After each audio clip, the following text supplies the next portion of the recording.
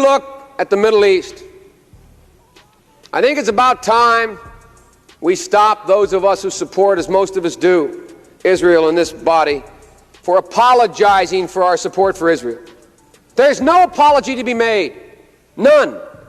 It is the best $3 billion investment we make. Were there not an Israel, the United States of America would have to invent an Israel to protect her interest in the region. The United States would have to go out and invent an Israel.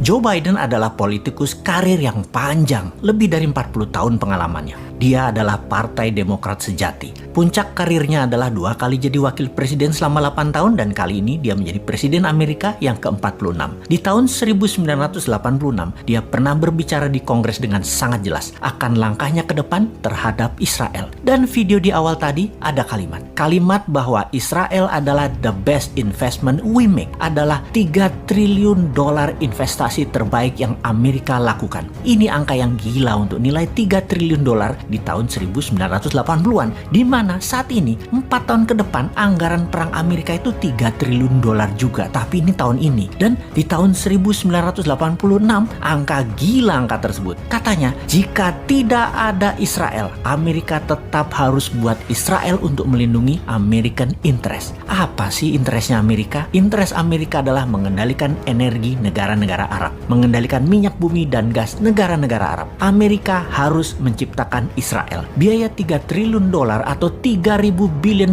atau kalau APBN Indonesia saat ini 150 billion membangun Israel yang hanya sebesar Pulau Madura, investasinya 20 kali APBN Indonesia sekarang ini. Ini anggaran mulai di tahun 1980-an. Semua ini adalah bagian dari petrodolar Amerika yang melepas jaminan emas sebagai underlying cetak dolar.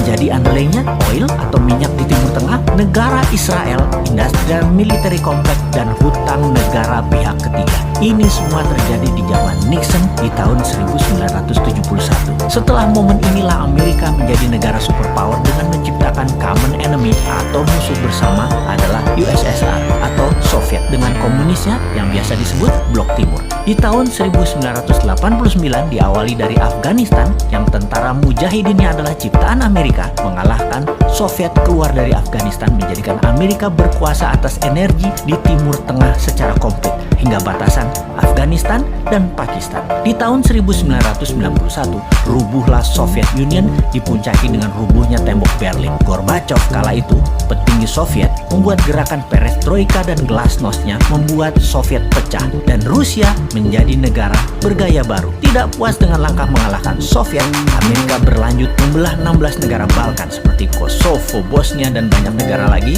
di selatan Rusia yang ujung-ujungnya pakai nama Istan-Istan. Negara Istan-Istan yang kaya akan minyak semua saat ini sudah di tangan Amerika. Amerika secara kendali atas produsen minyak, distribusi minyak hingga saat ini masih memegang 80% cadangan minyak dunia. Strategi berikutnya adalah membangun market dan membangun kebutuhan atas minyak bumi dengan menciptakan negara produsen untuk produk murah dan retail. Negara itu yang dilirik adalah Tiongkok. Tahun 1984 Ronald Reagan dan Deng Xiaoping menandatangani treaty atau perjanjian penting di mana Amerika akan invest dengan nilai yang sangat besar hingga $1 triliun dengan mensyaratkan demokrasi masuk Tiongkok. Deng Xiaoping mengambil keputusan berani akan mengadopsi demokrasi dalam kurun waktu 40 tahun sejak perjanjian tahun 80-an itu. Di mana kira-kira tahun 2020 inilah harusnya Tiongkok sudah menggunakan prinsip demokrasi di beberapa pemilihan kepala daerah. Oke, kita lompati sebentar. Yang didemokratisasi oleh Xi Jinping saat ini adalah demokratisasi talent. Apa itu demokrasi talent? Kita bahas di lain kesempatan ya. Sebentar, kita kembali ke serangan tidak berperi kemanusiaan di ujung Ramadan dari pasukan Israel yang sejauh ini Amerika menganggap tidak masalah, di mana seluruh dunia tidak perlu beragama Islam untuk mengatakan apa yang Israel lakukan terhadap jamaah di Masjid Al-Aqsa adalah tindakan inhumanity atau tindakan biadab, tidak berperi kemanusiaan. Kita, kaum Newman, menentang semua tindakan tidak berperi kemanusiaan tersebut dan melawan.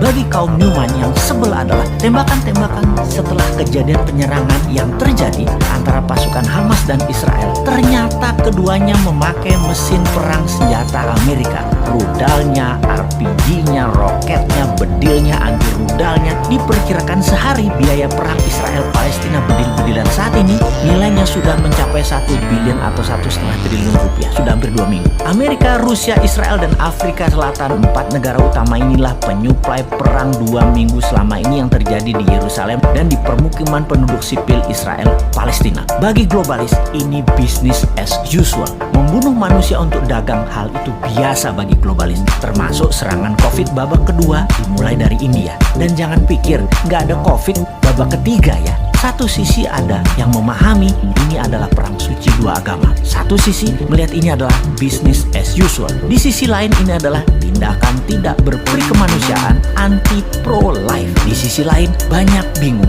wondering what happened seperti negara tetangga. Sehingga keputusannya salah terus untuk kemajuan bangsa dan negaranya yang dikelolanya.